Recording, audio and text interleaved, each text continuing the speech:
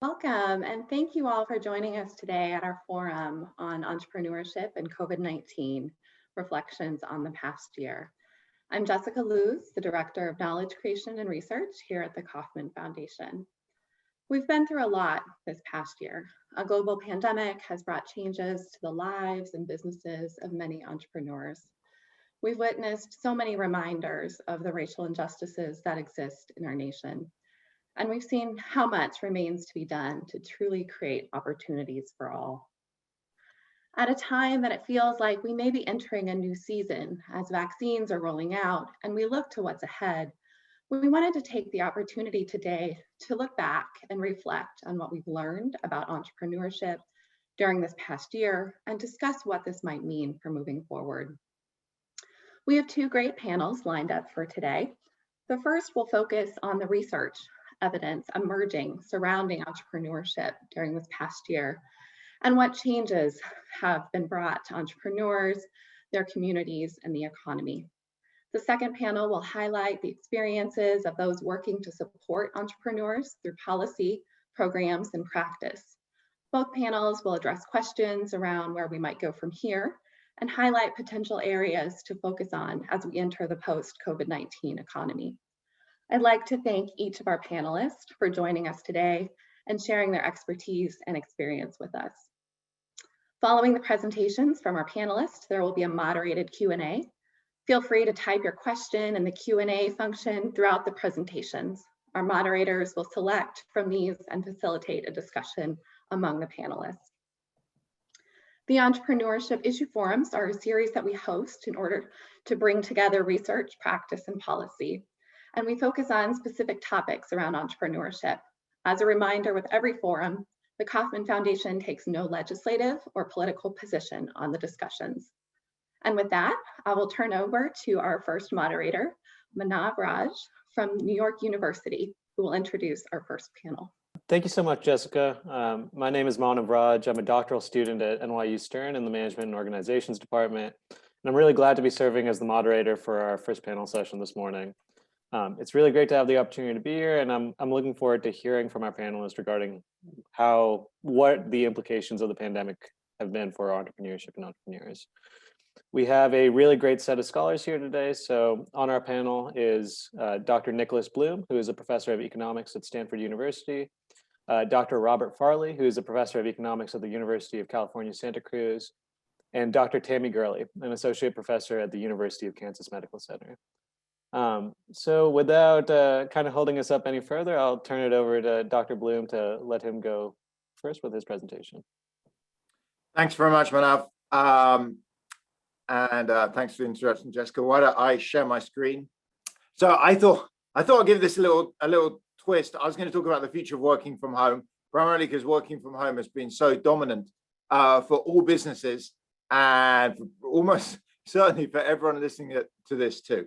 And this is part of a broad research portfolio, which I should thank the Kauffman Foundation for supporting. So I'm going to set the scene. Working from home has been around for quite a while. I've actually been working on this as a research topic since 2004. It's not very central. It wasn't something that many people were that interested in or focused on until the pandemic. But it is a long-serving activity. So here's a couple of photos I've taken. On the left in Salt Lake City at JetBlue, and on the right out in Shanghai and C-Trip for an earlier research project I'll briefly talk about. Not much has changed since 10 years ago. A lot has changed since 30 years ago because of things like the internet, computers, broadband, video calls, etc. But it's been really pretty stable. Obviously, what has changed is the pandemic in the last year and a half. So since the pandemic started out, I set up a survey, which we're calling the Survey of Workplace Attitudes and Arrangements. It surveys between 2,500 to 5,000 working Americans a month. And we got some sense of how many full paid days were working from home. And this is shown on the left. So before the pandemic is around 5%. So most people didn't work from home. 95% of working days were on business premises. During the pandemic, that obviously exploded. So you can see the first lockdown back in May 2020. It's kind of gone up and down with various lockdowns. The thing that for many businesses is critically important is to think about how they're going to organize going forwards. And this is the final point, the post-COVID point, where I've asked people to predict to tell us what they've been told by their employers. Turns out when you talk to firms, I've done a lot of discussions, consulting with firms, organizations, hospitals. I even spoke to a local city government here. The general plan is hybrid. So by far the most common policy is employers are telling their employees, look, you can work from home, let's say Wednesday, Friday, but you have to come into the workplace Monday, Tuesday, Thursday. So that works for about half the population. So about half of us can work from home. We are working from home now. We're currently 5 days a week. Post-pandemic, it looks like we're going to go to working from home 2 days a week, back in the office 3 days a week. The other half of the population can't work from home and never has. And that's how we get to about 20% of days post-COVID working from home. And I should say hybrid is now completely dominant. I discovered, I was talking to Derek yesterday, the Kauffman Foundation is doing that. You look in the news, Citibank, Deutsche Bank, Facebook, Microsoft, Google, everyone is really announcing this policy. Fact two is preferences over working from home vary a lot. So we asked people in the survey month on month after COVID in 2022 plus, how many days would you like? Paid days work from home. 21% of people say rarely or never. They tend to be younger single living in small city apartments. They don't want to spend another day working out their bedroom or living room. 32% say 5 days a week. And the rest of people, which I think would include me as somewhere in between, they're kind of, I miss my colleagues. I'd like to be in the office 2-3 days a week, but I'm not sure I want to be 5 days a week. Fact three, which is an important managerial issue for entrepreneurs and firms, is these preferences vary a lot by demographic. So you can see here, for example, this is out of people with a college education, that in the survey, women reported almost 50% higher preference rates for working from home. This is for people with children as well under the age of 12. Women reported almost a 50% higher preference for working from home 5 days a week post-pandemic than men. The reason this is important managerially is it turns out when I talk to firms, there's kind of two broad camps. So some firms are really into choice. They look at the screen before and say, look, some people want to work from home 0 days, some work from home 5 days a week. We should let people choose. The alternative view, which I generally been in favor, and I think is the majority amongst firms I talk to, is don't let people choose. Within each teams, have a common number of days, let's say 3 days a week, Monday, Tuesday, Thursday in the office, and 2 days a week, everyone works from home. The reason is we know from other research, including research I've done, if you are working from home, let's say 4 days a week, and the rest of your team is coming to the office, you're likely to face a significant promotion penalty. So in a randomized control trial I did out in China, you saw that people randomized into working from home 4 days a week had almost 50% lower promotion rate after 21 months. So if firms allow choice and they let everyone choose, and let's say women with those amongst college graduates with younger kids, women decide to work from home 5 days a week, many more days than men, you can easily see 5-10 years from now, the senior management and those getting promotions are, say, single young men, and other demographics, say people with young families, get held back. So, the third fact is this kind of variation suggests that hybrid is great, but for entrepreneurs, they should think about having a uniform policy for those that can work from home in the firm. Fact four, another issue that comes up around management is equity. So it turns out on the y-axis, the number of days people would like to work from home post-COVID in the black circles, and in the red triangles is what employers have told them they're allowed. You notice that pretty much everyone on average wants to work from home across income groups 2 days a week. So obviously there's variation within that, but on average, the typical preferences is about 2-3 days a week. If you look at what employers have told them they get, there's a huge variation. And the reason is lower earning employees tend to do the kind of physical manual jobs, maybe frontline retail and manufacturing, that you can't work from home. Higher earning employees tend to do more office jobs that are easy to work from home. And this is, another sensitive management issue that's come up a lot. I hear managers say, look, half my employees have, in a sense, not had such a bad pandemic. They've kept their jobs, been able to work from home. Post-pandemic, then going to get this perk of continuing to work from home for, say, 2 or 3 days a week. The other half have had to come in, face infection risk, and are not going to get this perk going forwards. And I raise it as an issue. There's a range of solutions, but it's worth being aware of. Finally, I'm not sure this is, it's not there for Kansas City, but this is data on the 12 largest US cities. In the 12 largest US cities, we see something that we've called the donut effect, which is increasingly commonly reported in the media. So the top graph is from Zillow property prices, and the bottom graph is from the United States Postal Office change of address data. So both of them we have by month by zip code. What you can see in both cases that on the top in terms of residents where people are buying and selling property, and on the bottom in terms of where businesses are changing address, there's been a massive move out from city centers. So people and businesses are leaving city centers and they're moving out to the suburbs in large cities like New York and San Francisco. And this connects directly to working from home. You can see that, you know, if you're only going to go in the office 3 days a week, you need more space at home and you're less bothered about a long commute, so you move further out. So finally, for entrepreneurs, it means there's likely to be a drop in, you know, a permanent probably drop in economic activity in city centers, but a pickup in activity in the suburbs. And I'll end on a positive note, which is, you know, the nice thing about working at home, we save time from commuting. We also collected data on what people save their time doing. Turns out about half of that saved time, almost half they work on their current job. The other half they spend on leisure. So, you know, as outdoor leisure, indoor leisure, or what do we call home production, childcare, home chores, etc. And with that, I will stop. Thank you.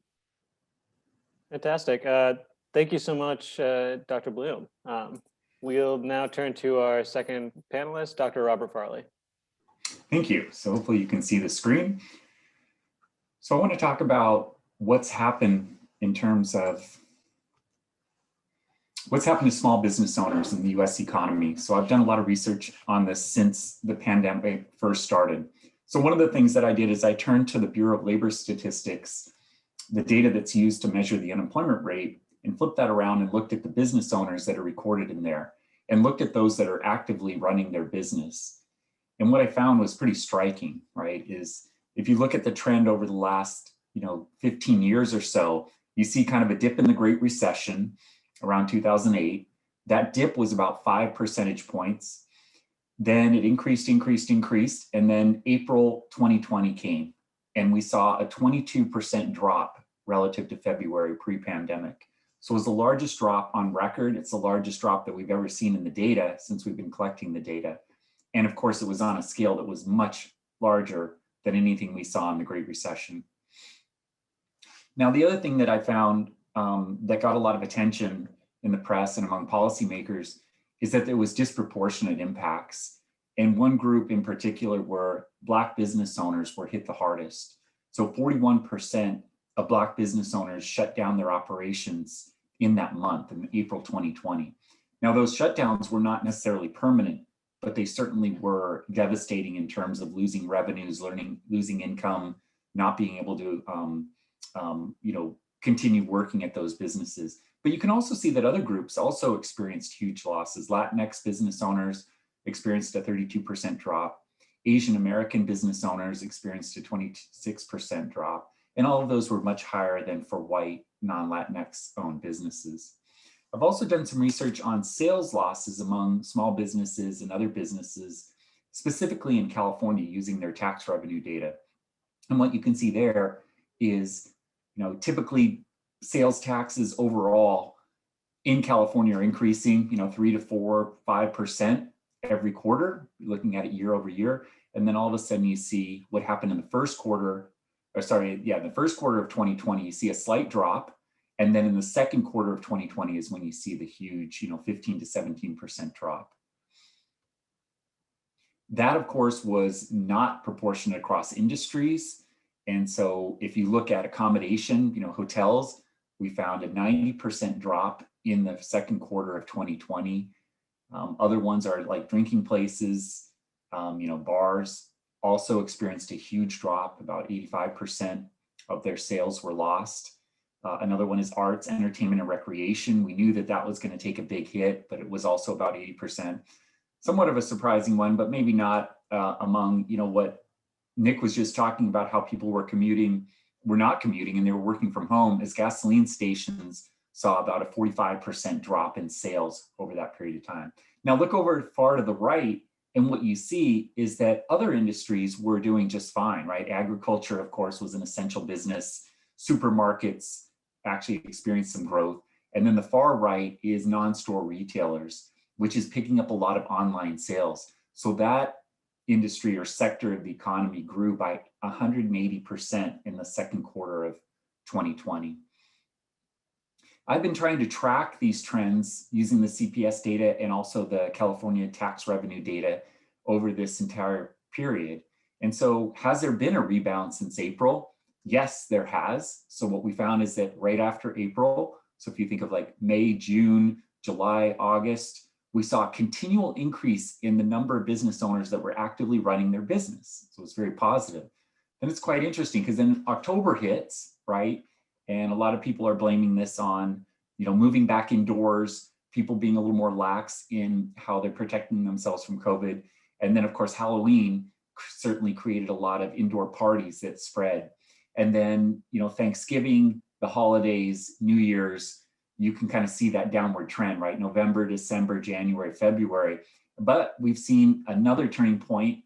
I was just able to pull off the data from March the other day, and it actually increased. So that's somewhat positive, right? Things are looking a lot more positive more recently. And we're pretty much almost back to where we were.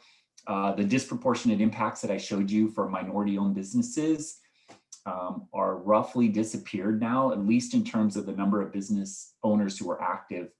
One thing that's unfortunate is I can't look at lost sales over this entire period of time. And it could be that there are major losses in activity. I can only look at, whether or not that business owner is currently running the business. But you can see that African-American business owner activity is pretty much back to where it was back in February 2020.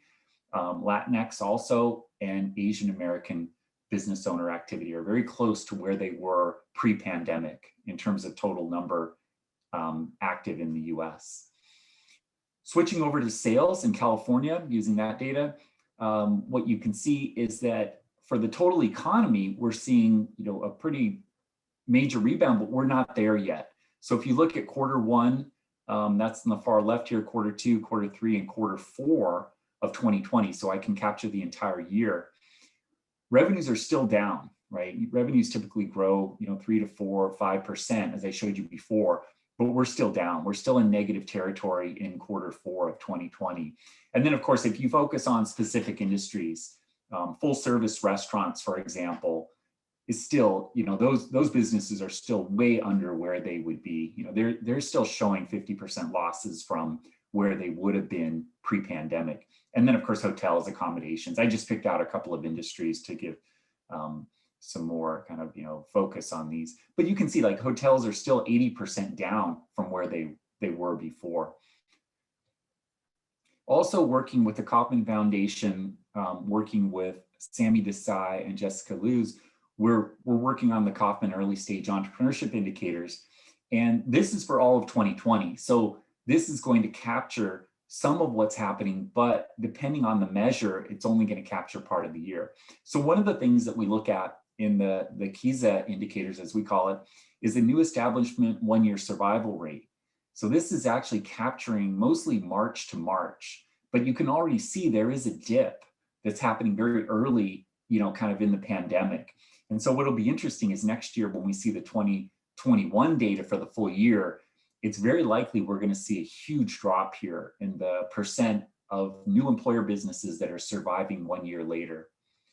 And then the opportunity share of new entrepreneurs, we're seeing a huge drop in 2020, the biggest one that's also on record. This captures those individuals who are starting up businesses not out of necessity. So they're not starting a business out of unemployment. They're starting it mostly out of a wage and salary job. So when you look at when they start the business, they actually come out of work instead of coming out of unemployment or not having a job. And we see a major drop in the share that are coming out of opportunities. That is all I wanted to talk about. You can see that these patterns are, pretty major over this period of time. Thank you. Great. Thank you so much, Dr. Farley. We will next turn it over to our final panelist for this first session, Dr. Tami Gurley, an associate professor at the University of Kansas Medical Center. Hello, thank you for the opportunity to talk to everyone today. So a little more than a year ago, as one of the only economists at the medical center, it became my job to forecast COVID 6 days a week and to monitor the data. So my presentation is going to be a little bit different. And I have a lot of thoughts about COVID data and what we've learned and what we haven't learned and how that might impact businesses and others going forward. So I'm going to put up some slides. And I'm going to take us back in time to about a year ago, gave this presentation to the governor, thinking about COVID and where we were and just trying to understand what was going on. And I think understanding where we were is really important for understanding where we're going and understanding the uncertainties we kind of continue to face. So at the time, it became my job to forecast COVID. And this is a graph that shows you the IHME model at the University of Washington, which at the time was one of the most conservative, what I would call, this one is not exponential growth, but it was one of the more conservative models out there in the public domain. The orange line is the forecast I generated using data from other states, just following the data. States that are ahead of us, where do they say we're going? And the blue line is Kansas's actual data. And so for the longest time, our actual data were very, very low. And then my colleagues laughed that I spent a lot of time justifying why my predictions were so low and they were still too high. And that was the truth of the matter early on, but you had all of these models out, especially from EPI, and I'll put another one up here. We added the model that the health system was using at the time, which was an exponential growth model. Turns out if you start with an exponential growth model, it always gets ugly. And so this is what they were using to decide how many beds they were going to need in the health system. So thousands at one time. And again, my orange line continues to be low and the actual data continues to be lower. This is what IHME's roughly original estimates were saying at that time. And the purple line is their adjustment back down. And so there was just so much learning happening over time. And the good news is we never hit exponential growth. And I don't see those patterns anywhere, not in Kansas, not in the US, not anywhere in the world. It's been more of a wave pattern. But it's good news and bad news, because the early predictions were this would be over in late summer, right? And because we were going to see this huge run up in cases and hospitalizations, and it didn't happen. At the time, this is the data that were available from other places. And we were saying, it looks really much more like we're hitting a plateau, and in the end, it's become much more of a wave pattern. This is interesting, and I think this is interesting from a business perspective too. This is the change in retail activity. So if Kansas really locked things down in late March, and Kansas is the blue line here, this is cell phone mobility data, and this is retail and recreation activity. So look, the change in behavior did not coincide with the stay-home orders anywhere. So you track the orange line, that's Sweden, and they weren't doing stay-at-home orders. And so they decreased their activity and then held pretty steady until news got bad, and then it dropped like a rock. And basically that's what we were seeing everywhere, that people were changing their behavior, not in response necessarily to the stay-at-home orders, but to the news that was coming out and how they felt about the overall situation. So this is where we were at the time, back in April of 2020. We said this might be a long race with relatively low hurdles and not a sprint. And one might argue that our third wave at the national level was more of a sprint in some locations, but I think it continues to be where we are. It's a long race. So this is some more recent data that I'm going to present, and I know the Kansas data best, but I'll show you some national data too. This is Kansas. This was our big third wave. You notice these dips here. This is Thanksgiving reporting. This is Christmas reporting. There's so many anomalies in the data that are really just reporting, and you see that our cases have really flattened out. A slight uptick in the metro area. This is my orange line, the prediction line, and this is where our cases actually have been. Higher, we're lower sometimes, but generally we're not seeing those. Good news is we've never seen those exponential growth patterns, and we don't anticipate that we will. This is the national data. So I would say that we've kind of maybe come down from the fourth wave at the national level. So the first wave, this is New York, New Jersey, Mississippi, Louisiana coming online early. They have the highest mortality rates to this date because we did not know how to treat COVID. And we were putting infected people in long-term care facilities to get better. The second wave here is the Midwest, California, Florida. The third wave is every state being online at the same time. This little wave here is Michigan and a few states that were kind of slow starters having higher cases. And we'll talk about vaccinations too. This is what gives me pause. Cases are down. We're great, right? People are getting vaccinated, cases are down. Let's just open everything up, which I think probably is the right answer because of the way that the patterns are working. But this gives me pause. These are hospitalizations in the state of Kansas. So I showed you our cases are just down and flat, right? Hospitalizations are going up.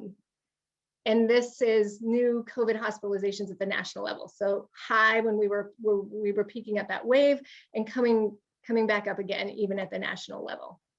I know it's surprising for people who think about incentives and behavior. People are not getting tested. and we've seen a real shift from vaccines away from testing. So this is, it's so hard to get data, and the quality of data it's really hard in real time to figure out what's going on. But this first column here is the pattern by hospitalizations by age in the state of Kansas as of March 3rd. And we don't have any, we can't go back and get the historical data right now. It's not available to us.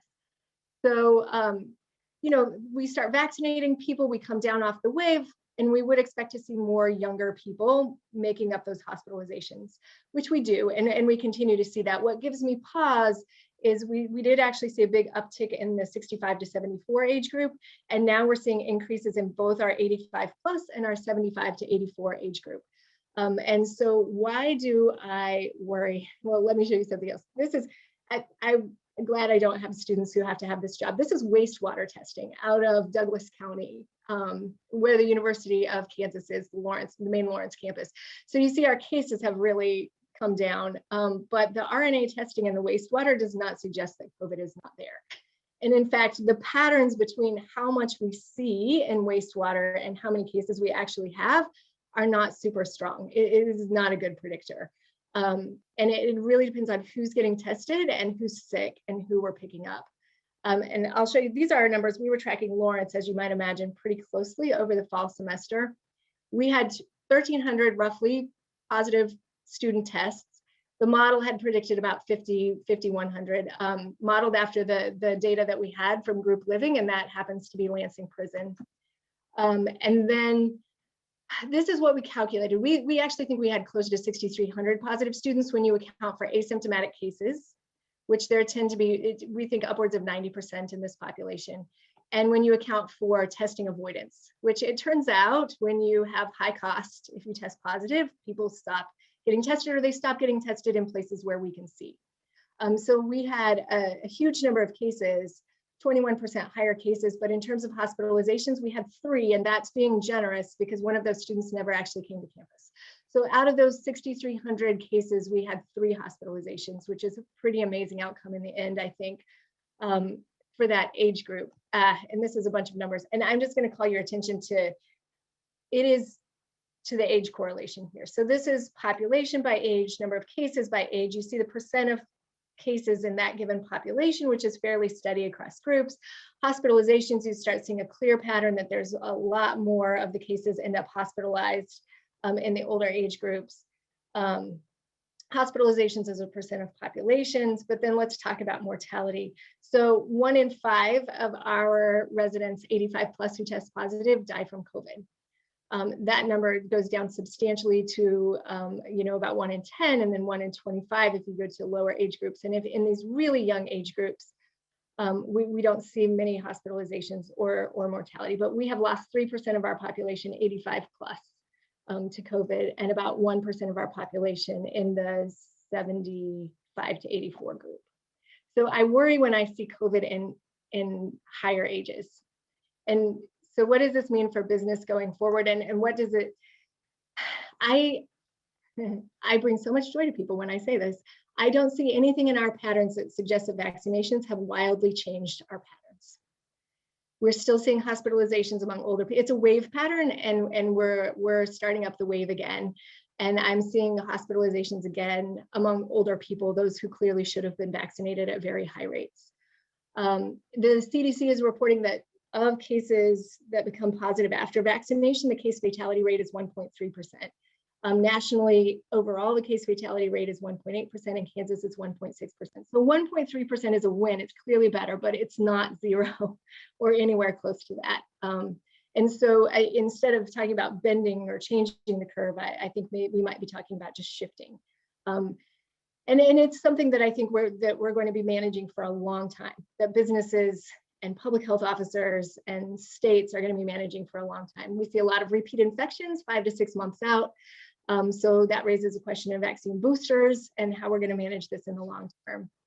And I think for businesses in particular, one thing that, as we were going along, we were getting all kinds of evidence out of schools and out of Lawrence campus. And we had, I think, 0 cases of transmission from a student to a faculty member on campus.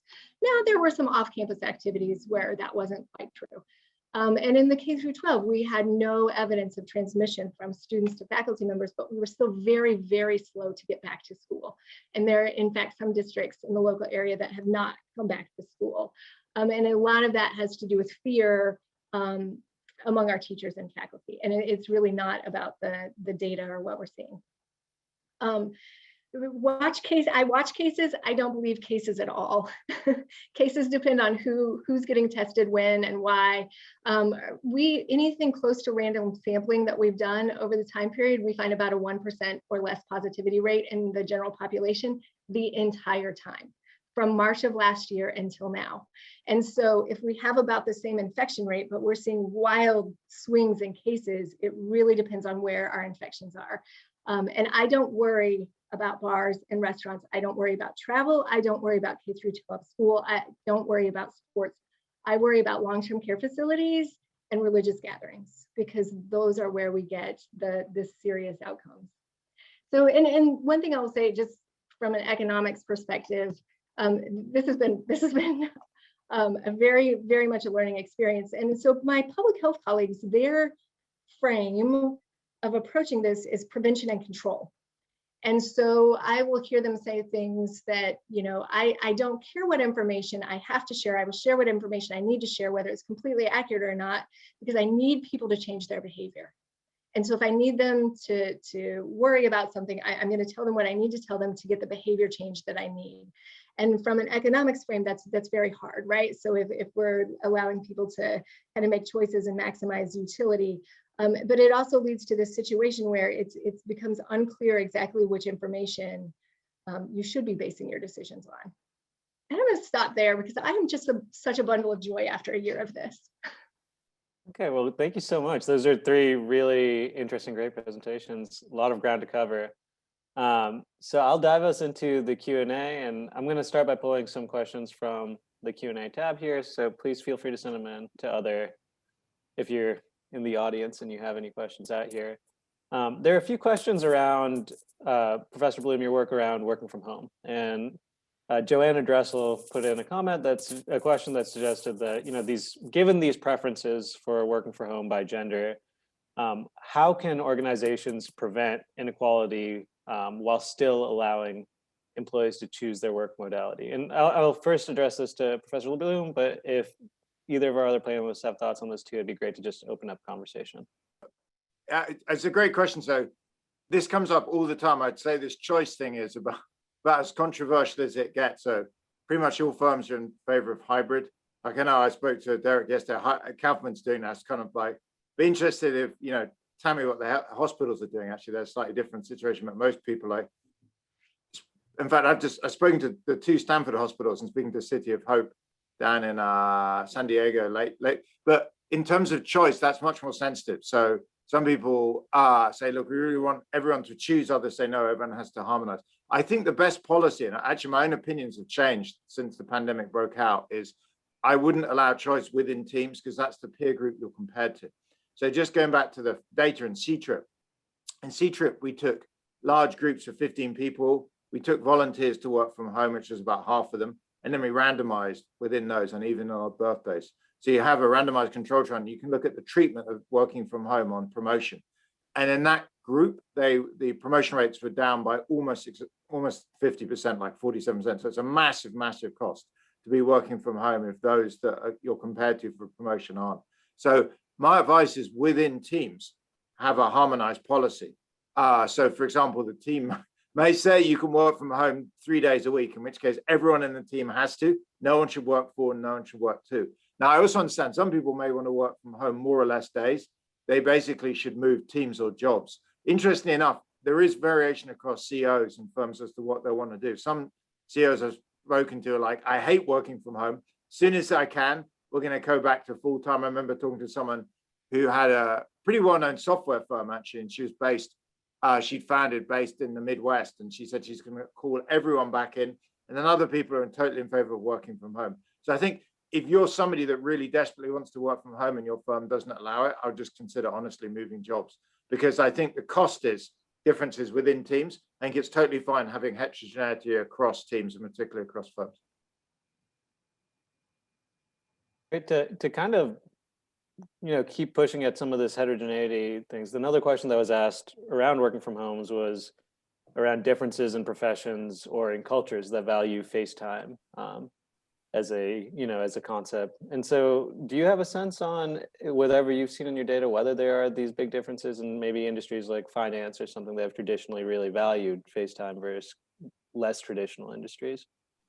Well, there's 2 ways to cut this. One is there are just occupations that can and can't have working from home. And there's a kind of well-known paper by Jonathan Dingle and Brent Neiman at the University of Chicago that looked at this, going back a year now. One very rough cut is on education. It turns out that everyone listening, is certainly a college grad, if not a post-grad. Highly educated people do jobs that can mostly work from home because they work, typically work in offices. If you look at those that left school at 16 or less, they tend to be physical manual jobs. They really can't. So it's not entirely education. If you talk to people in finance, so folks in investment banks often deal with highly sensitive information, or traders have to use extremely expensive equipment. They also have to come in. But so one main cut is whether you can or can't. And to give you a rough overview, roughly half of Americans can work from home, roughly half can't. Some people have changed. So medicine's kind of interesting in the sense that some general practitioners have seen some of their work shift to online. I won't go down that, but that's partly regulatory changes due to the pandemic. So a big driver is just, can your job be done at home? And that's highly correlated to education. The other cut is there is some cultural variation. So I have data from a few other countries, and you see in Asia, working from home rates are far lower. One explanation is where they live, their apartments are small. So it's not very appealing if you're living in Hong Kong or Singapore to work from home because you're in a small apartment. The other factor is, and I don't know how to quantify this, but several people have told me there is more of a culture of FaceTime. So particularly in Japan, it's the most extreme, even people there are reasonably large. Some people there have quite reasonably sized houses. They're still trying to come in. Japan was famous for this pre-pandemic anyway. So yes, that is an issue. Americans tend to generally not have that. So I'd say it's very common. If you look at American businesses now, about 70-80% have some working from home going on. Those that don't basically can't. Like if you run a sandwich shop, you can't do it. It's like impossible. But if you can, basically pretty much everyone has. Great. I'd like to kind of try and bring in all the panelists on kind of maybe a little bit of a broader question related to kind of the policy implications of some of the work that you guys have talked about. So I thought one thing that's kind of interesting is, and not surprising perhaps, is that each of you is raising different questions that have, that there is a question of what public support should be moving forward. So Professor Bloom, like when I was thinking about you talking about these, the donut effect, I think there is a question of what, if anything, cities may have to do to revitalize city centers moving forward. And of course, Dr. Fairlie, with kind of this question was just put in the chat as well, but this idea of Black businesses being disproportionately affected and then having a rebound. Is this rebound, for me, I was wondering, one thing is if it's driven by new entrepreneurs versus a reopening of old establishments, and also what are the kind of policy implications stemming from this? And of course, Dr. Gurley, it sounds like you're intimately working with the government in Kansas in some ways, but I'm wondering if you have any thoughts on how businesses are going to manage this uncertainty, if we're going to see more waves, and whether further public interventions are going to be needed to support firms throughout this process. So I'll let you guys go in whatever order you guys want, but I'd love to hear all of your thoughts on this. I'll let the others go after me, and then they can undo all of this lovely data. I think the appetite for more strict measures is probably low. And what I really hope the conversations go more toward is, yes, we want to mitigate COVID, but at what cost? And what is our goal? So if our goal is to prevent the spread of COVID altogether, we need to be testing everybody all the time.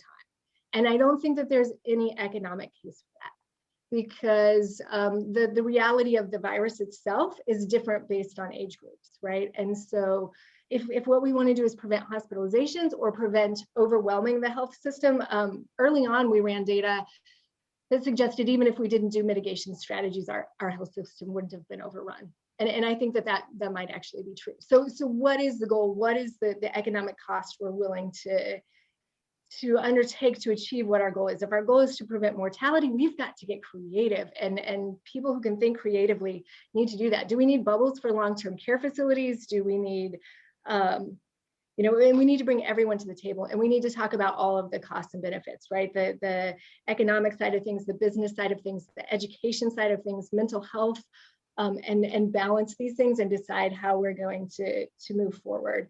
But I as much as I'd love to say my life is going to go back to normal tomorrow, I think we're going to be managing this for a really long time. My data, one of the problems with my data is it's hiding the lost revenues of these small business owners. So it's really just kind of focused on whether or not the business owner is actively running the business at that point in time, so in that month. And so lost revenues for these businesses are likely to be pretty large. We still don't actually have data on that, on what the losses were.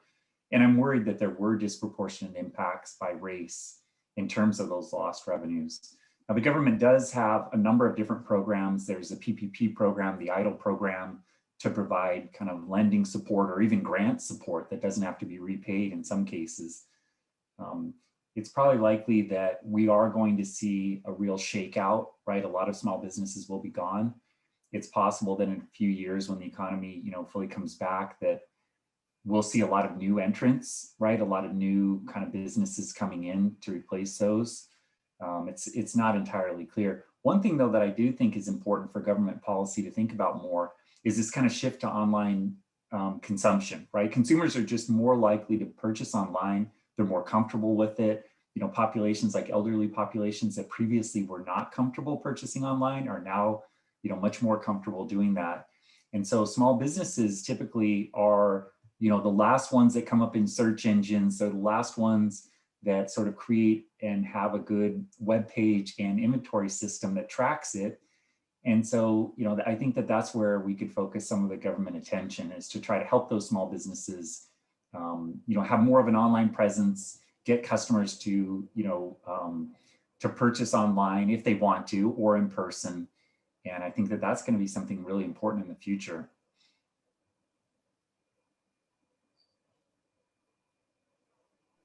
Professor Farley, if I could ask you a quick follow-up before we pass over to Dr. Bloom. The one question that I was just going to pass actually, so go ahead. So sorry. Okay, sure. One question that popped up in the Q&A was around the businesses behind the disparities in small business shutdowns. So do you have a sense of whether these differences by race or ethnicity are driven by the type of business, geography, capitalization, or access to capital? Or is it a little bit more of a mystery right now? Yeah, so one of the things that I found kind of in the early shutdowns in April was it had a lot to do with the industries that these businesses were in. So if they were, they were more likely to be in services, they were more likely to be in services where you see a lot of, person-to-person contact. And the other one is the scope of the business. So if you had a franchise, a chain restaurant, for example, like a McDonald's or a Burger King, those were much more likely to stay open, right? Because they could do their takeout windows, they could continue running, they set up online delivery quickly. Whereas the real small kind of mom and pop restaurants were not able to do that. And what you do see is, there's much more concentration among those kind of smaller scale types of businesses among minorities. Okay, great, thank you. One kind of question related to this that I was passed along in the chat, and which I think is, it speaks to kind of this this idea that, smaller businesses may struggle with some of these transitions to online things, is how the pandemic may change kind of business practices for small businesses versus more established firms going forward. So this question that I received was actually, again, kind of more targeted towards working from home and talking about what, if any, differences we could expect in, work from home practices or expectations for established versus small businesses. But more generally, if you guys have any thoughts on how the practices and business strategies that small businesses may have to take relative to established businesses or relative to they have previously, would love to hear some thoughts. Happy to quickly talk about working from home, then pass over to Tami and Robert. On working from home, one thing that's really interesting is it's like a flashback story. So I don't know if people remember Marissa Mayer. She was the CEO of Yahoo, and she banned working from home in 2013. It was this huge media storm. So I interviewed her about, 9 months ago. I reached out to her. It was really interesting talking to her for a while.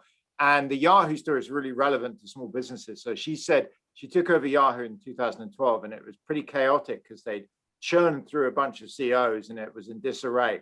And they had no good performance management system. And so she said when she joined, she started putting in a performance management system like how's your performance and, quarterly reviews, etc.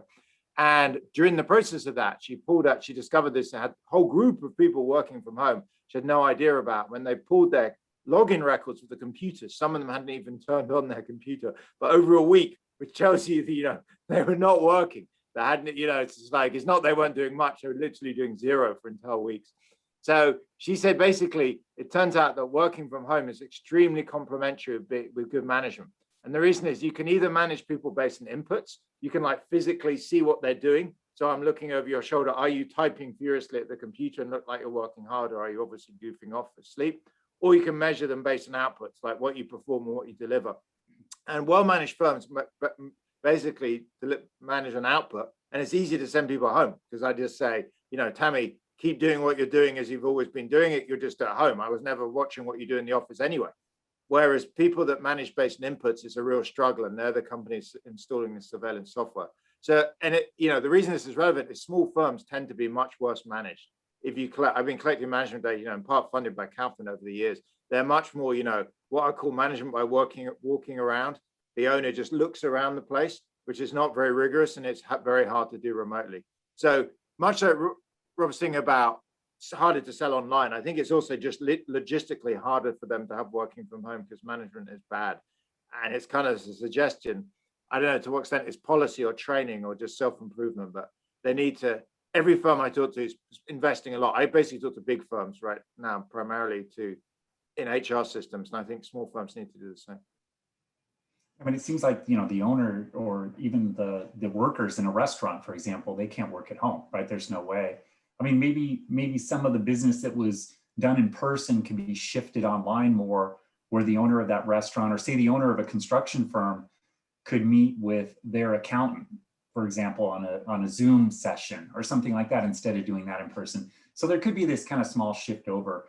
But there are also a lot of business owners that do work at home already, right? They do graphic design, or they do some other kind of service type business like that that's mostly done from home.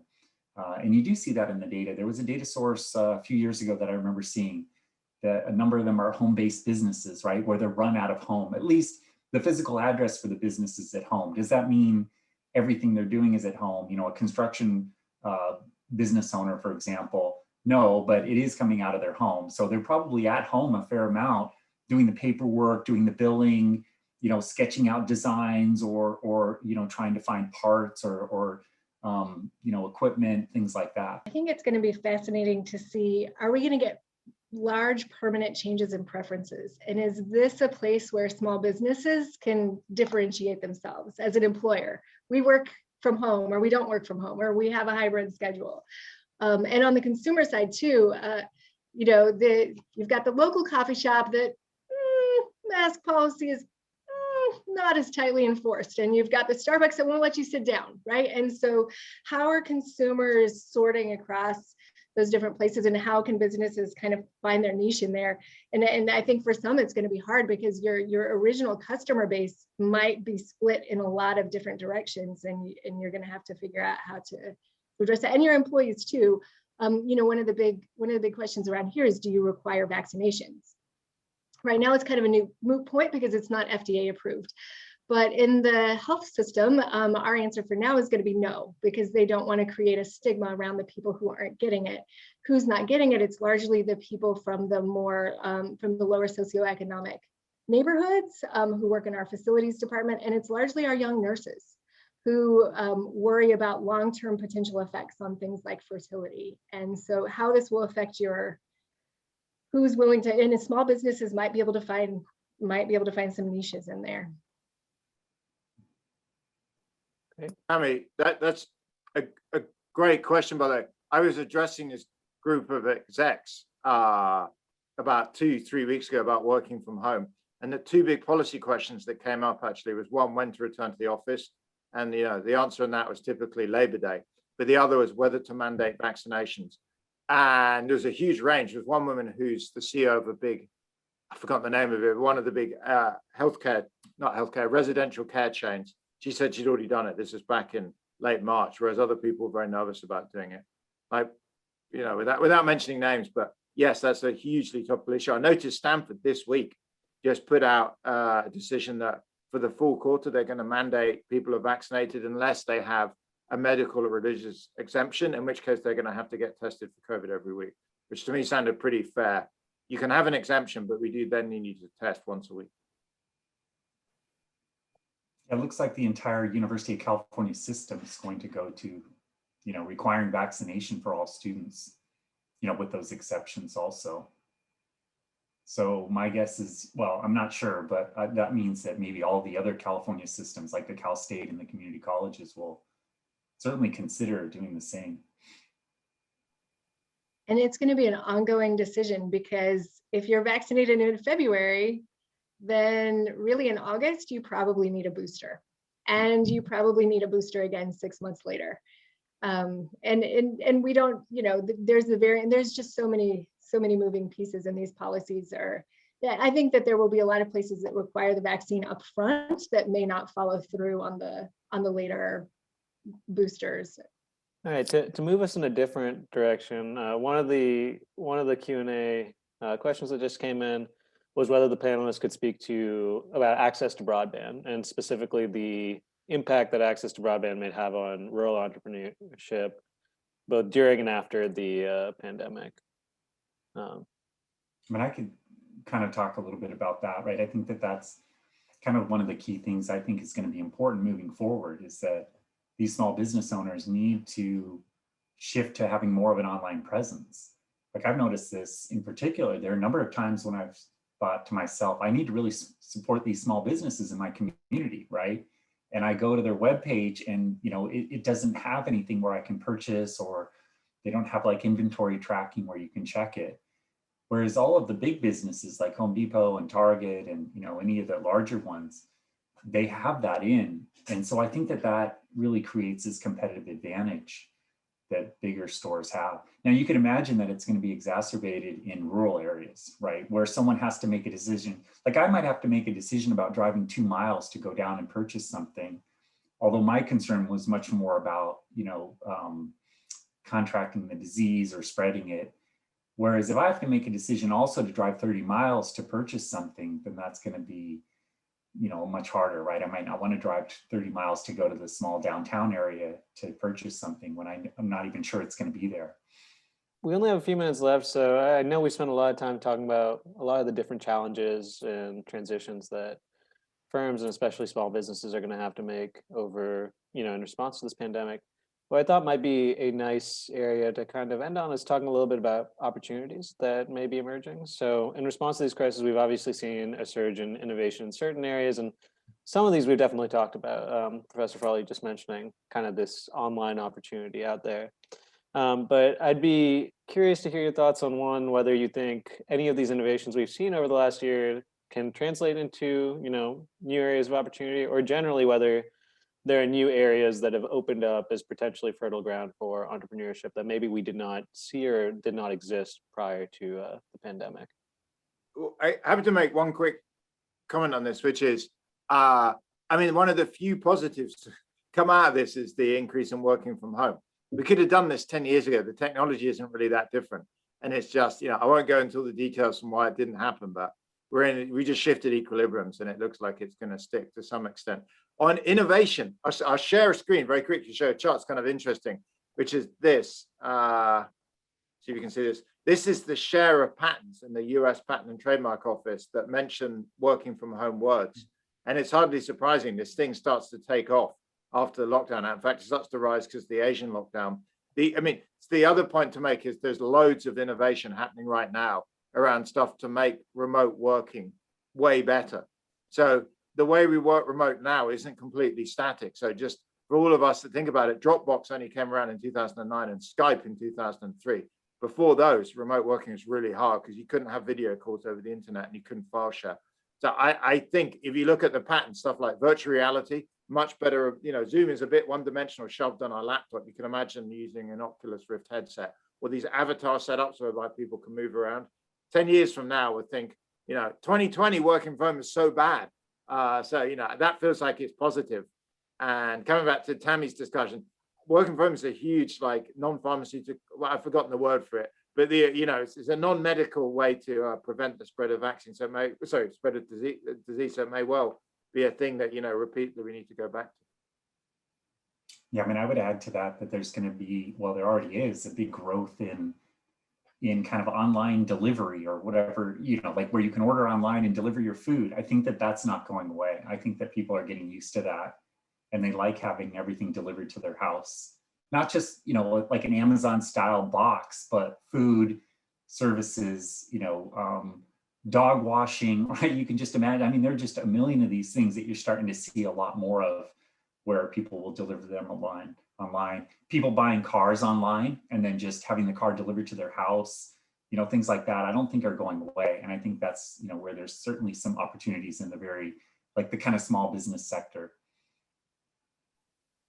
I think there's a comment in the Q&A that I think is going to be really important, especially for the service sector, the health services, if you're providing therapy, if you can do it online, then in the comment was that the no-shows are down, right? So the cost of the person getting there is a lot less because they just have to get on their computer, but you can have more appointments if you're doing therapy and you don't have to drive. There's a lot of space in Kansas. If you don't have to drive back and forth from one place to another, just the time savings there. And already we were seeing some of those innovations before COVID.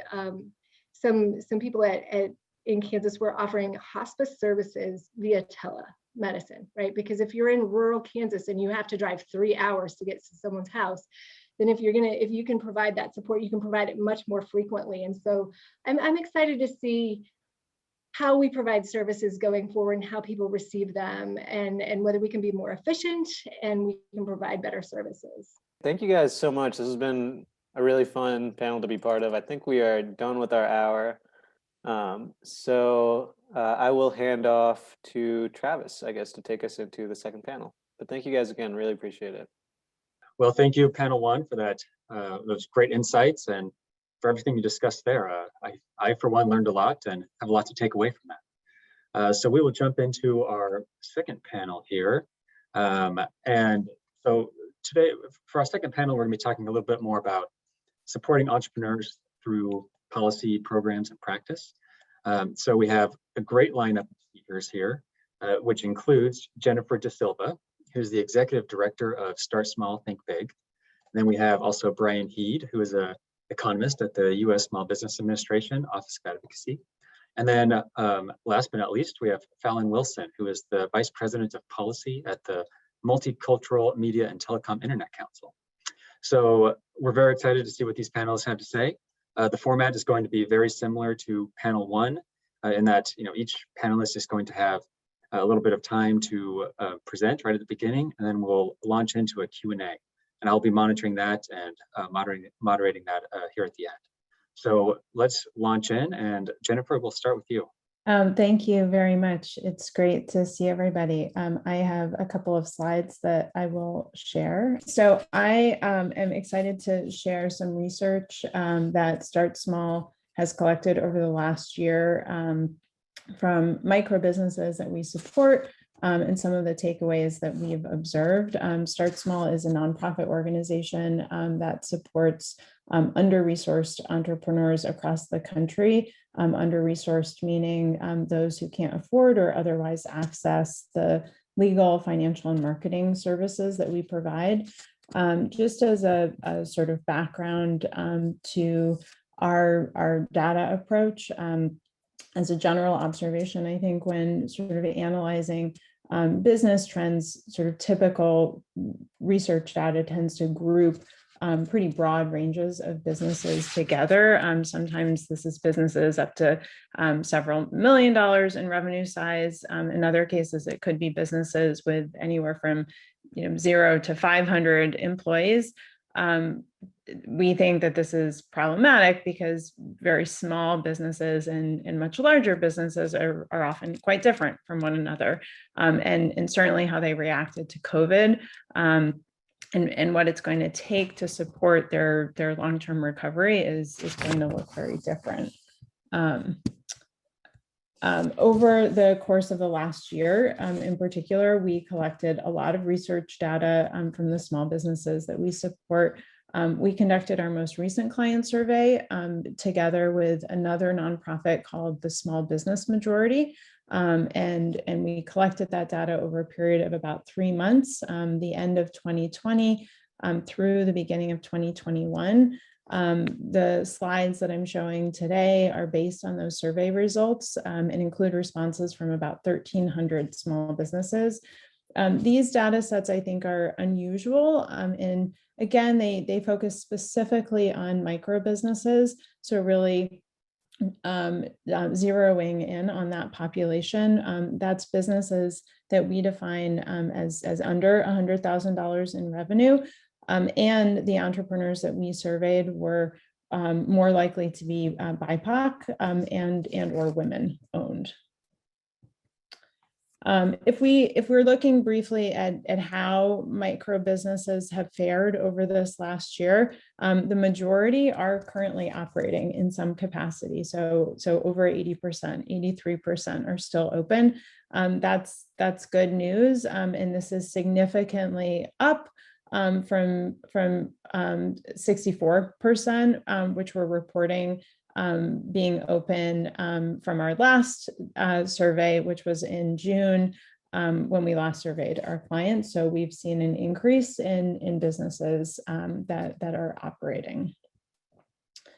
However, micro businesses and their owners are still facing an incredible amount of uncertainty and instability. And so staying open at this point is still definitely not a given. There are a couple of main takeaways that I wanted to focus on that we've gleaned from the data that we've collected over the last year.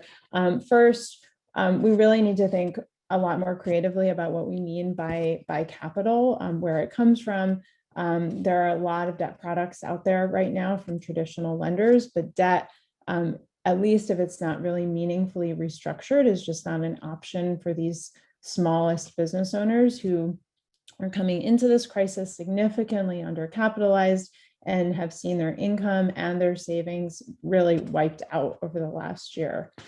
Second, we've seen micro businesses make pivots and changes to their businesses, which have allowed them to stay open even without access to traditional forms of capital. And that's really their main advantage. And it's the individualized and comprehensive technical support, which is really enabling these businesses to maximize and leverage those capacities. And finally, we really need more and better collaboration across multiple sectors to keep these businesses afloat. It's really a whole ecosystem building that will be required to bring a more inclusive recovery to the fore. So just a little deeper on access to creative capital. Nearly every business that we surveyed indicated an overwhelming need for more capital in order to continue to operate, to survive throughout the crisis. But access to capital among businesses was highly unequal in several ways. First, a business's ability to access capital we found was directly related to its size. So businesses with revenue over $100,000 were almost twice as likely to report receiving any kind of funding. And nearly half of Black and Latinx-owned businesses under $100,000 in revenue reported receiving no funding for their business. So given the reality here, it's really clear that we need to think significantly more creatively to ensure that we get more of the right kind of capital into the hands of these smallest businesses, which are predominantly Black, brown, and women owned, so that they can recover and grow. And fundamentally, this means that we need to think creatively about what we mean by capital and where it's coming from. So again, there are a lot of debt products out there from traditional lenders, but debt is again just not an option for businesses. We need to think about, in addition, we need to think about how to ensure that businesses are leveraging the capital that they have most effectively, and that requires access to individualized and comprehensive technical support like bookkeeping, financial projections, and knowledge of various capital options that are out there. In terms of flexibility and adaptability, micro businesses were able to make incredible pivots and changes to their businesses, which allowed them to stay open, again, even without access to the traditional forms of capital that were available. We saw access to resources in TA that really enabled this change. When we were looking at our data sets, we could see that as businesses accessed knowledge and the hands-on resources that organizations like Start Small provides, there was a more pronounced drive towards adaptation and pivot. So over 50% of Start Small's clients who responded to the survey reported adding new products and services or establishing or growing an online presence. Finally, collaboration. Small businesses are going to need to make extreme changes in order to survive, and they're going to need to make those changes at significantly greater relative cost and with less working capital than most larger businesses.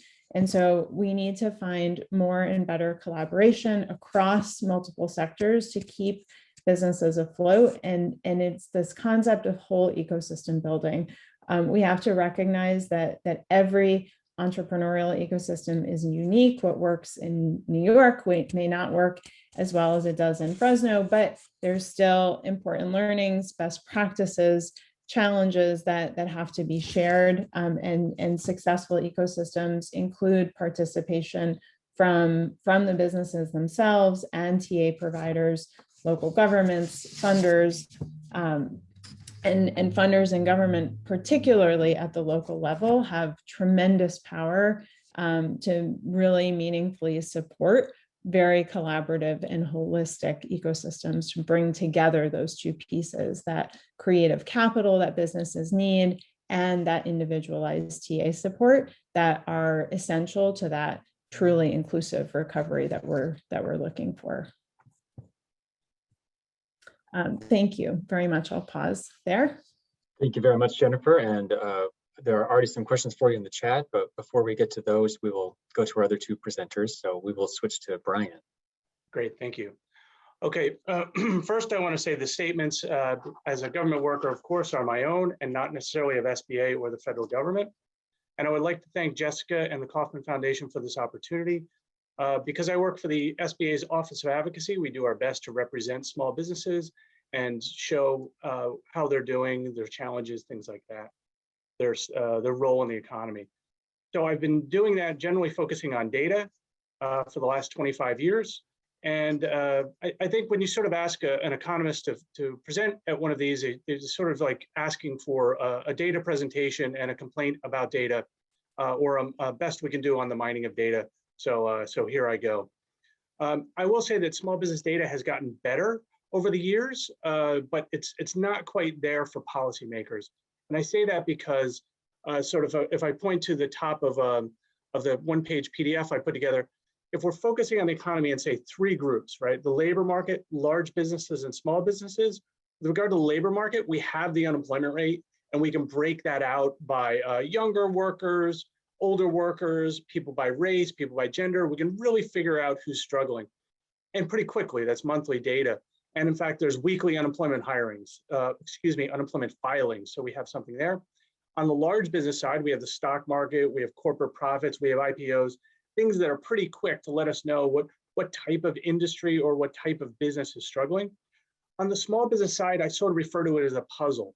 I would say in the beginning of my career, I did my best to sort of make the small business story digestible, and that was sort of lumping them together. And I think that was a complaint Jennifer was making, and I certainly accept that. Now that people are paying attention to small businesses, I mean, we've always known that small businesses are very heterogeneous, meaning they differ across size, they differ across industry, age, owner type. And just to try to get digestible data to sort of do all that in a current manner, we haven't quite been there. And I don't want to discount what Rob Fairlie did. It was phenomenally important, but you have to remember, he had to mine really hard to get into the current population survey. It's something that that wasn't coming out from the Census Bureau or the Bureau of Labor Statistics.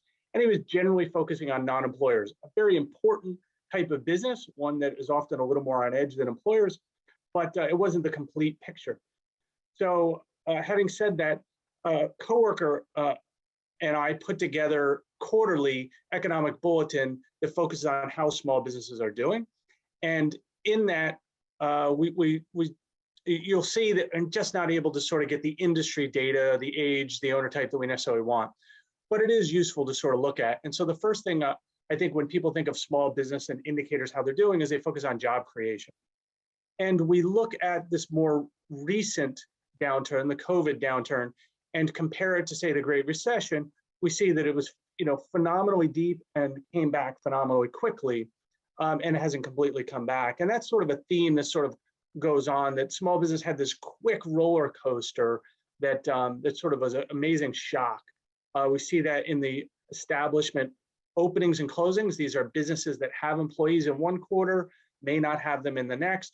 So closures absolutely went through the roof in the second quarter of last year, but came back. And then there was sort of a lot of them reopened, but not necessarily all of them a quarter later in the third quarter. And then I can roll through the annualized proprietor's income. Same thing, if I go back to the Great Recession, you sort of see a slow downturn, and then it sort of takes a couple of years to sort of recover. This one was a really big drop and sort of came back to normal, but there were losses that haven't necessarily been recovered. And then we look at loan supply and demand. And again, it's sort of a scrunched, quick roller coaster. So that's been a challenge for small business, that it was sort of a quick short so far, and we don't necessarily know what the future holds. I would say, so for policymakers, it's sort of, when they look at this data, they may want to ask, okay, what industry, what type of owner, what type of age? It's not necessarily always there. But I will say that there is an opportunity there. But let me sort of back up a tiny bit and say, all right, well, what policies were helping small businesses in April and May last year? And that was obviously, people focused on small businesses. I would argue, earlier in the downturn than previous recessions. So that was a huge thing, but it gets to sort of the Jennifer's question of, what was being targeted, and really very little. It was a sweeping payroll protection program, and the economic injury disaster loan programs were very sweeping, where speed was the focus. Sort of an analogy is, in a forest fire, you don't get to pick the trees you're trying to put out. You really just do your best to put the fire out. But here we are a year later, and SBA's sort of two programs are focusing on are the Shuttered Venue Operators Grant Program and the Restaurant Revitalization Fund Program. So getting a little more targeted. And I think it's reasonable that some people could say, being targeted a little faster could have advantages. If you're going to do that, policymakers need data. They need it really fast to make it. And there is a solution out there. When Dodd-Frank 1071 came out, they as part of that was Section 1071, and that required the Consumer Financial Protection Bureau to collect data on loan applications and approvals for disadvantaged businesses, for women, by race, and we expect veteran information to be in there. And there's no reason it couldn't be by age of industry, by age of business, by industry. And I sort of have this vision that, you know, granted, we are years out from the creation of CFPB, and we're not at the finish line yet. But I just sort of imagine what would have happened if we had a couple of years of that data prior to last May. And then, you know, if that data had come out weekly, if it had been by industry, if it had been for new firms, if it had been by firms wanting to start, firms thinking about growth, if we saw a huge drop off, we would have the information for policymakers to be a little targeted a little more quicker. But the other thing that I think you have to remember if you're going to target quicker is a lot of the self-certification that has to happen if you're trying to be very fast with programs. So proof issues, you know, will remain, could be dealt with. Maybe we want to sort of think about that a little bit in the future. Anyway, thank you for your time. Thank you very much, Brian. And we will go to our last panelist, Fallon, and then we'll go to our Q&A session. Fallon, I'll turn it over to you. Good morning, everyone. I am excited to talk with you. So many great things have been said during the prior panel and this one. And so I didn't realize that there was going to be an SBA expert on with us. So forgive the title, Brian. I love the SBA. I have to say that. And so what I'm going to talk with you about is Black tech entrepreneurship support organizations need tech policies too. So not just the SBA, but we really should begin thinking about how the Federal Communications Commission can support the growth and the scale of Black tech businesses and other people of color tech businesses in this country. I am the Vice President of Policy at the Multicultural Media, Telecom, and Internet Council. It is a 35-year organization that has done advocacy work on the Hill as it relates to innovation, telecommunications, internet, and supporting businesses of color. And I'm also, so some of the things I'll talk about comes from that work, from my open knowledge work, and also I chair the Federal Communications Commission's Diverse Tech Startup Group. And we have done some amazing interviews with tech entrepreneur support organizations, which is important to this conversation. So not just entrepreneurs, right? And how they've supported entrepreneurs of color across the US. So the promise of innovation and technology, we believe that there will be at least 1.1 trillion added because of automation over the next 10 years. There's so much promise. People say we'll be at the moon at some point. And so everyone's excited about the world that's being created. And also from the previous panel, all the things and all the new innovations and businesses that come now because we live at home. And what does that look like? And so the future of innovation and technology looks bright. But that's not the case for many African-American people and other communities of color here in the US. I can just pull various systems across the tech pipeline to show you what disparities, racial tech disparities look like as it relates to access to the internet, as it relates to access to computer science in your schools, as it relates to high-speed broadband in your home and for your businesses, right? And also can look at some of the estimates that we have on what automation would do to African-American communities as it relates to job loss, right? And so many communities of color are situated in support-like roles that we know can be automated. And so this is before the pandemic. I said, this is before the pandemic. And I think we have to understand that this has been an ongoing digital divide issue. The Black business problem in the pandemic, right? Before the pandemic, we understood that they didn't get the type of capital that they needed to support their businesses. We realized that many of them didn't get the types of financing they needed to be approved for certain types of capital. But during the pandemic, and of course, Fairlie is his research, we know that at least 41% of Black businesses have closed. But we also need to recognize that at least 38% of Black people across the country lack the internet. They are not connected. And I know that's really important now, right? And there are a lot of amazing organizations that are trying to support this process of getting them online. So Rebrand Cities and Black Business Boom are some of the ones that come to mind immediately. But as mentioned by others in the prior panel, I was like, they were taking all my speaking points. Even for those Black businesses, excuse me, even for those Black businesses who were able to get online, they struggled because they did not necessarily have the optimizations needed to load their pages efficiently. And we'll get in a little bit into some more of this. And so there was a challenge there. And so one of the case studies that we thought were interesting from many of the Black tech entrepreneur support organizations we talked to through my FCC work and through my knowledge grant work is that this came up frequently. So we created a case study for it. And so there were amazing Black businesses that were in services and food delivery, not food delivery, but small mom and pop restaurants primarily. And in this scenario, I just want to talk about how pre-pandemic racial tech disparities affect the COVID process. And now you have a process that is really compounded and hard to navigate. And so this mom and pop soul food business, I don't know if you know what soul food is, but I'm going to say everyone knows what soul food is. It's been in the community for 25 years, right? The pandemic hits, of course, someone from their young person from their family says, oh, auntie, grandmother, sister, brother, I can get you online. I'm going to create you a Wix and it's going to be great.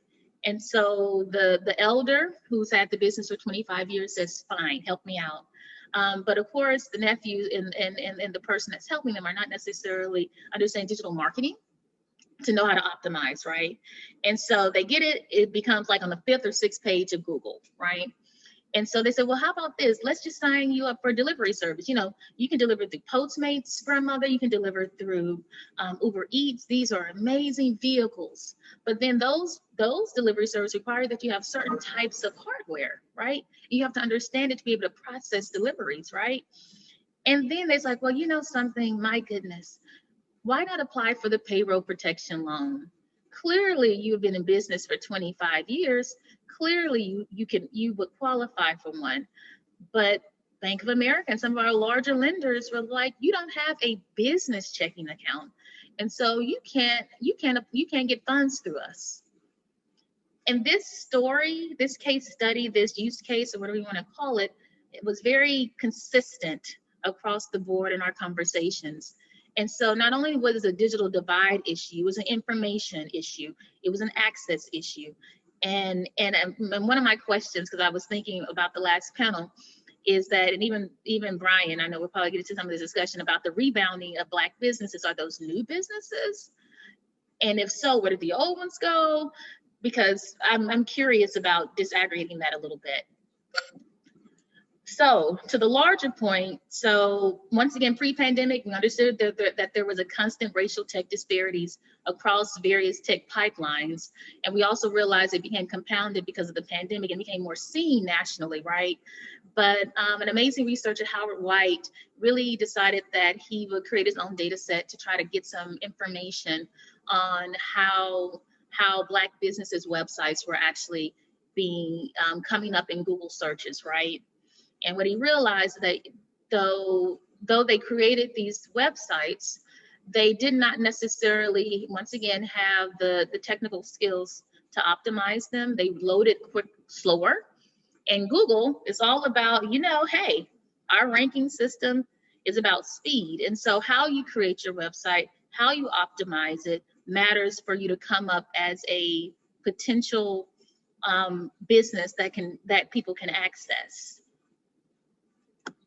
And so that was just the conversations from the tech entrepreneur support organizations that we talked with, and the challenges about either getting their people online or realizing that when people did get online, they struggled to come up in Google's search engine adequately to be seen.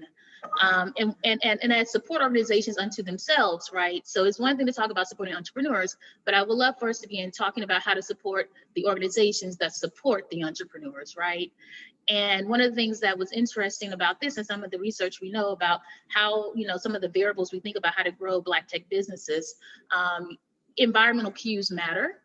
And so these tech entrepreneur support organizations were created to support communities of Black tech founders, but they had to go online, right? And so that notion of losing the in-face engagement and support system was some of the challenges and some of the discussion that came up from some of these organizations. But also, once they did finally get online to be able to help the entrepreneurs, once again, broadband became the issue. So they said some of the pictures were just fuzzy. We could barely hear them. Depending on where they were on their phone, it dropped. And so even the level of community engagement to support the growing of those entrepreneurs was a challenge, let alone, once again, the issue of broadband is a thing that we should care about. Many will say, hey, so many businesses sojourned through the pandemic, and we just need to abide by this very decrepit ideology that you just pull yourself up and you soldier through. But I would say that we need better tech policies that support Black and brown tech entrepreneurs, and not just conversations about capital. I know I'm going to get a lot of pushback on that, but it's going to be okay. We've been thinking about this with the committee I'm on, and also with some other amazing Black tech researchers on what it would look like. I know I picked on the SBA with my title. I love y'all. I think y'all have done tremendous to help so many businesses, and also your second round, businesses of color to receive PPP funding. So that's a beautiful thing. But I think we have to really begin thinking more interagency types of collaborations to ensure that we're addressing the digital entrepreneurship issues that are affecting our communities. And so, you know, I gave some specific thoughts here.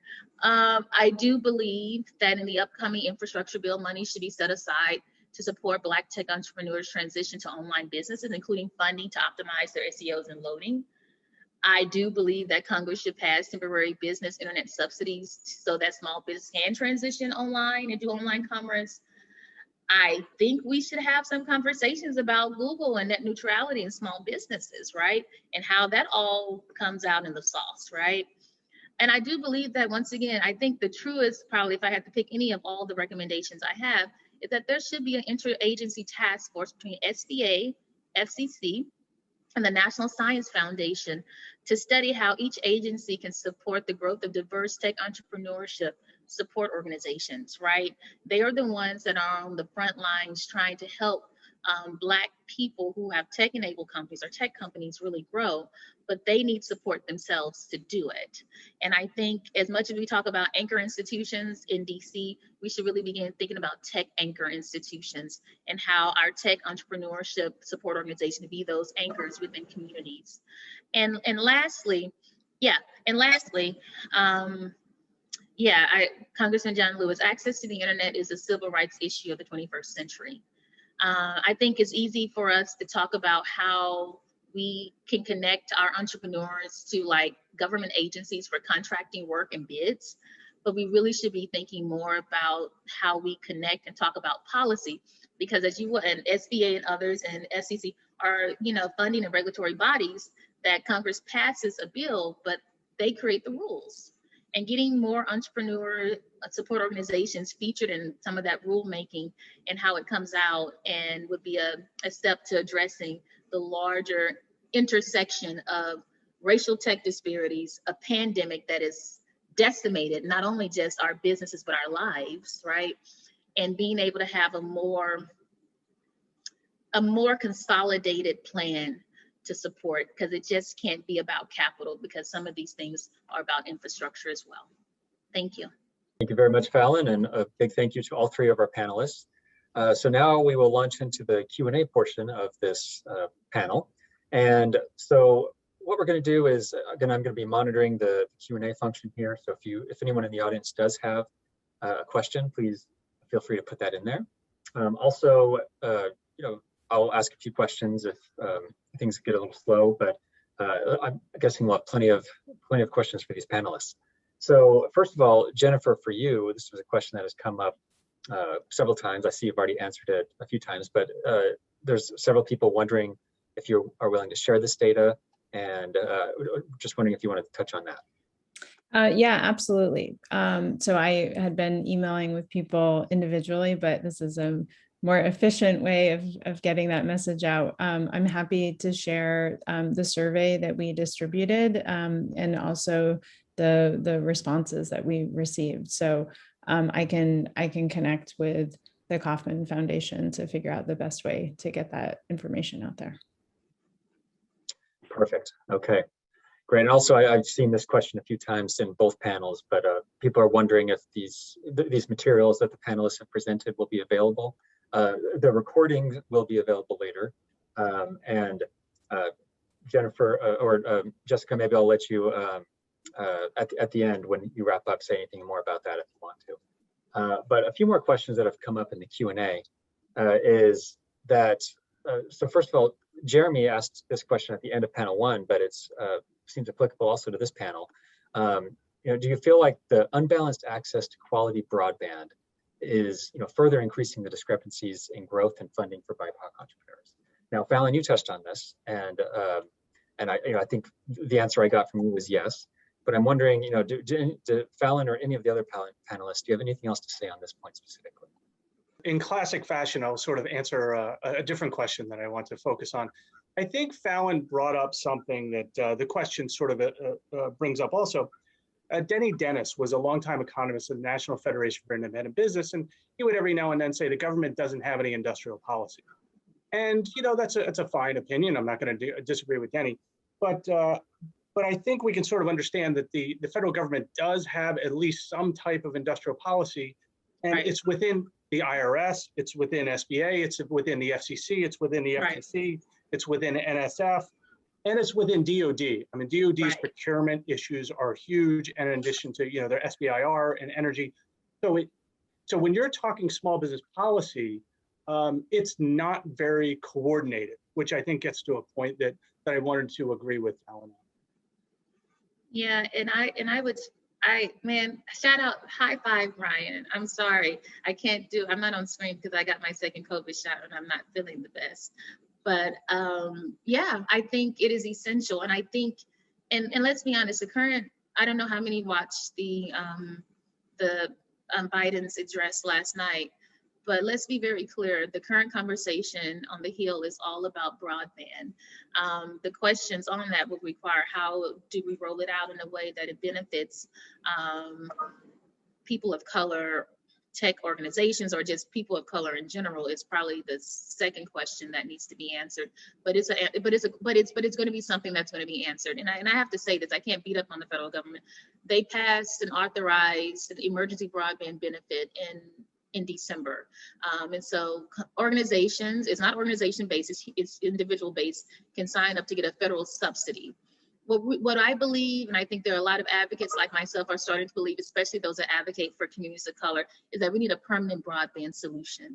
I think the pandemic has shown how decimating it is, not just for our businesses, telehealth. I know we were talking about all the amazing things that are coming from this, but when I look at Latino and African American communities as it relates to vaccinations, as it relates to access to actual testing, and especially those in the rural South, because we say rural, we don't talk about rural South. There are at least 156 counties that are Black counties in the rural South that are staggering from the level of lack of access to broadband to get help, let alone the types of businesses that they may have there, even if they wanted to go online, because we don't have infrastructure there, they can't. And so I don't mean to beat a dead horse, but to be clear, it is a big policy conversation on the Hill. Everyone has a belief on how it should happen, but it must happen if we're really going to have long-term sustainability, because I'm not even just thinking about the pandemic, I'm thinking about automation. I'm thinking about part of the other work that I do is looking at tech ecosystems, right? And people of color tech ecosystems and pipeline. How do you expect to have an integrated economy with various and diverse businesses in the next 20 or 30 years when so many of our students lack access to computer science to build the next businesses that we need? And so for me, it is not just about this moment in the pandemic, but it's about the future. If we don't figure out how to address the digital divide now, then we would consistently have other communities leading the way and creating these innovative VR, AR, augmented reality, 7D moments, and communities of color will yet still be struggling just to have high-speed internet. Great, thank you. Another question I want to bring up for all three of you is specifically about capital. One specific question is, what types of creative capital have you seen emerging? And what seems to be working, especially for micro businesses, what's not working? What types of entrepreneurs have been successful? So just anything along those lines, any thoughts you have? I can just touch quickly on that. I had noted, what we see currently in the market is a lot of sort of traditional debt capital. What we are hoping that there is more of are more equity options. The businesses that we work with just really can't afford to take on more debt. I think that there's a need for more research on what the equity side looks like. So we've started looking at crowdfunding. There's been a huge push over the last year for grants. Grants for for-profit small businesses was not really a thing before COVID, but that has been a sort of exploding business for the last year. So I think that we'll see what that continues to look like once we move further into the recovery. But I think that there's a lot of space here for things in between, whether that's equity investment, and our businesses are not the sort of traditional VC investment vehicles, but what do sort of the friends and family round of investments look like? So I would hope that we could use this as an opportunity to get more creative and research what kinds of capital we're willing to put in to businesses beyond debt options from traditional lenders who our speakers have pointed out our businesses don't have access to. They're not banked at our big banks and even many of our CDFIs. So really thinking outside the box, not only in terms of how we define capital, but where that capital is coming from. To me, it gets back to we really need that CFPB Dodd-Frank 1071 data. I mean, that'll tell us, new businesses applying, African-American businesses trying to expand, maybe the African-American business trying to expand, the number goes down quite a bit. So without that, it's a very difficult question to answer. One thing that has made things oddly difficult to interpret is the PPP money, because SBA is a relatively small organization and SBA doesn't necessarily make loans. The disaster program is a little bit unique. So I had to partner with banks.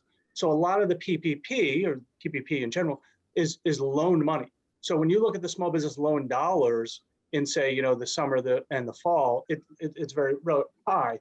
But the question is, how much of that is PPP and it needs to be pulled out.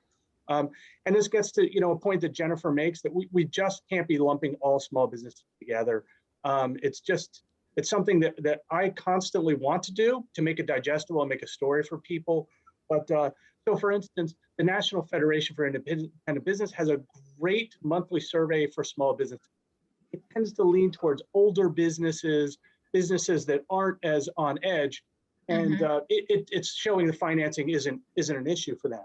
And I don't think it is for that group of businesses. I'm more interested in the younger ones who are thinking about expanding, the new ones that want to grow.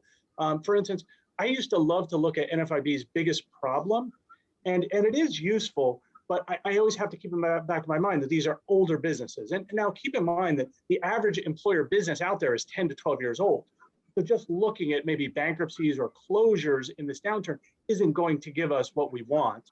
I mean, the businesses may survive, but they could definitely struggle. But the March 2020, the biggest problem was finding qualified labor. And I looked more recently, and March 2021, the biggest problem was finding qualified labor. I just don't believe that applies to the bulk of small businesses. It certainly can apply, to a subset. So again, to answer your question with a non-answer, we need the CFPB data. That's great. Thank you for those thoughts. Another question is, okay, so we all know that entrepreneurs have had to make some adjustments and make some changes during the pandemic.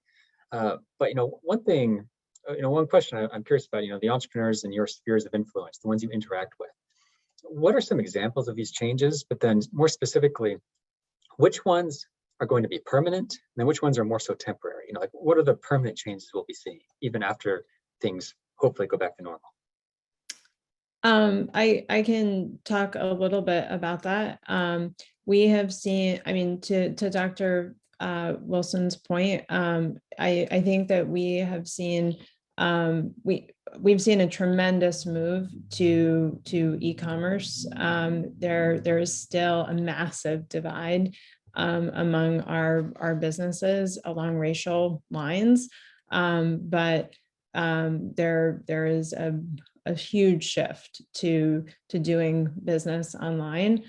So accessing new sales channels, which are digital channels, developing new products and new services in response to the new needs that consumers have. I think whenever there's this sort of tectonic shift that a crisis like this creates, there are opportunities to that. And so businesses are taking advantage of that and creating either entirely new products or services or sort of tweaks to their product or service that is responsive. So I think those are sort of the main pieces. They're selling new things or variations on old things in new places, and those new places are online. I don't know the answer to your second question, like how much of this is going to stick. I would like to think that when we come out of this, our businesses will have twice as many, 3 times as many options. That, I look at our restaurants where, now they will have an expanded capacity for takeout and delivery. They will have online menus. They will have parklets, so that their in-person seating is expanded. Our service businesses will now be offering classes online, in addition to opportunities just in person, and so their capacity will actually be expanded by this. Those who are able to make it through this trauma will emerge on the other end, not having to choose my COVID self versus my post-COVID self, but they can combine those things and now have twice as many or 3 times as many options. I hope that that's the case, that this will broaden people's options, and broaden the places that they can do business and the ways and what they are selling. And I think, to build on what Jennifer said, I think most of our entrepreneur support organizations will probably feature more lessons or more opportunities to help businesses transition to this new e-commerce space and online, especially those who are not tech-enabled or tech companies. I mean, that would be my hope. I know that some of the organizations that we work with, like Black Girl Ventures, who's the founder, Shelley Bell, they started during the pandemic doing online office hours with their cohorts from across the country in order to support them as they continue to try to build their tech business during the pandemic. And so maybe there will be more experimentations on, what would be an interesting research question. I know we talk a lot about like collisional spaces. What does collisional spaces look like in distributed networks online when it comes to building entrepreneur support networks, right? I think what comes out of this is, for me as a researcher, a lot of questions. I think there, to Brian's point, disaggregating certain types of businesses. I mean, part of what I think is happening, because anecdotally, because I can't dig in and I can't get the data set, that's fine, is really looking at, I think that there was a lot of folks who were either laid off, and I've run thought experiments. A lot of people were laid off. They said, oh my gosh, PPP funding, let me try to apply for it. Let me get a business license. I only realized that because they weren't in business prior years, so they couldn't, right? And what does that mean?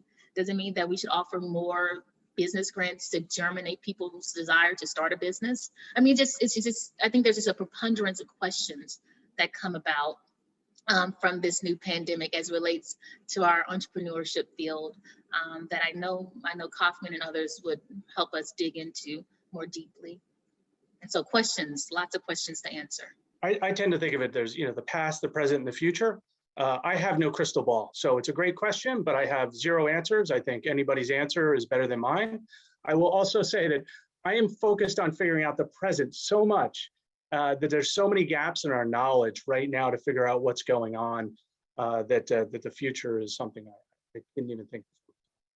And I applaud Tami Gurley for doing forecasts and the predictions of Rob Fairlie saying e-commerce is going forward. Same with Jennifer and Fallon. But the government doesn't like me to have a crystal ball either. And maybe Kauffman, I hope that maybe whatever this amazing group of scholars and practitioners you have, hopefully some type of study task force comes out of it so that we could help support what Brian is doing. Because part of it, I think you got to have all the brightest minds at the table to really get at what Brian is saying, because there's so many gaps. Great, thank you. And so we have about 5 minutes left. We have to end at about 5 till the hour for some concluding remarks by Jessica. But in the last 5 minutes or so, the question I wanted to end with is, we know that entrepreneurs need a lot of support. And so what, for you, are your key priorities? What are the 1 or 2 things you'll be focusing on in the next coming months? The key priorities for supporting entrepreneurs moving forward. On our end, we have a lot of priorities. It's hard to, which is, I guess, a oxymoron or something, to have a lot of priorities. But we are focused on continuing to grow and scale our work. We've seen a tremendous increase in demand among entrepreneurs all across the country. And so really figuring out how to scale the work that we are doing, which is challenging in that we provide very individualized technical support, legal, financial, and marketing technical support, one-on-one support. And so how to scale a model that depends upon working with entrepreneurs in a one-on-one capacity. So that is something that we continue to be very focused on. And programmatically, we are building out an e-commerce program.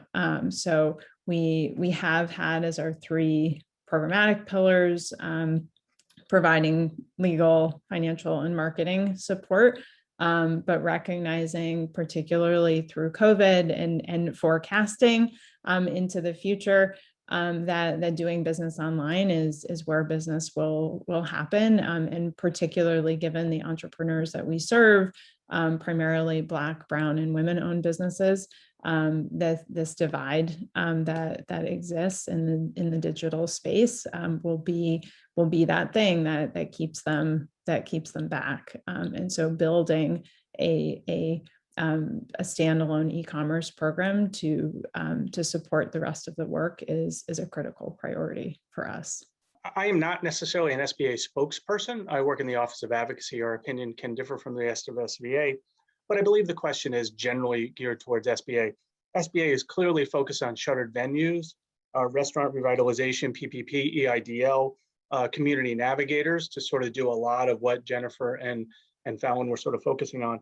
But me individually, I'm focusing on representing small business through numbers, sort of like I always have. And the next thing I plan on getting out is an economic bulletin that does exactly that. And it'd be, I've been writing it the last few years with my coworker, Victoria Jackson. He focuses on the finance part. I tend to focus on the business turnover, et cetera part. We're finishing up on my FCC Diverse Tech Startup Committee, a report that's trying to canonize tech entrepreneur support organizations as tech anchors within cities. I think part of the work at the federal level, you have to have a term so that you can canonize it. Canonize innovation zones, canonize, you got to have a term. And so bringing both data for Brian's point to it, and having a lot of amazing interviews that we have done to be able to understand the complexities, because to Jennifer's point, the future is online, the future is automation, the future is tech.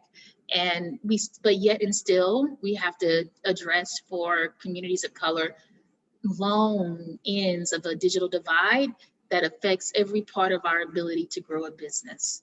And so being able to situate them as tech anchors and get some type of federal support there, hopefully through some open rulemaking processes, right? Through the regulatory agencies that Brian shared earlier, would be the work ahead, because they need support to support them, because they're dealing with all types of challenges of the digital divide as they do their business. Great. Thank you very much for those thoughts and for this entire panel. A big thank you to the three of you, Jennifer, Brian, and Fallon, for doing this and for providing these insights for us. This is the end of panel 2, and so I will turn the time back over to Jessica for some concluding remarks. Thank you so much, Travis. And again, a huge thank you to all of our panelists and moderators today. This was really an interesting and important conversation, and I'm just so grateful for all of you and glad to be a part of it. We will be making the recording of this forum available. We'll drop in the chat the link to our website where you'll be able to find that. And I wanted to also share with you that our May forum, planned for Thursday, May 20th at 9 a.m. Central, is going to be examining access to opportunity, creating a level playing field for entrepreneurship. We'll be inviting panelists to share about the research landscape surrounding several policies that shape access to entrepreneurial opportunities that were recently highlighted in the Kauffman Foundation's America's New Business Plan. And we'll hear from several people who are applying research to inform policy in order to support entrepreneurship. So we'll drop the registration link for that in the chat as well. And I do hope that you all will be able to join us for that. With that, we're going to conclude this morning's forum. Thank you all again for such a wonderful conversation, for all of your questions that you raised, and a really nice discussion. Have a great day.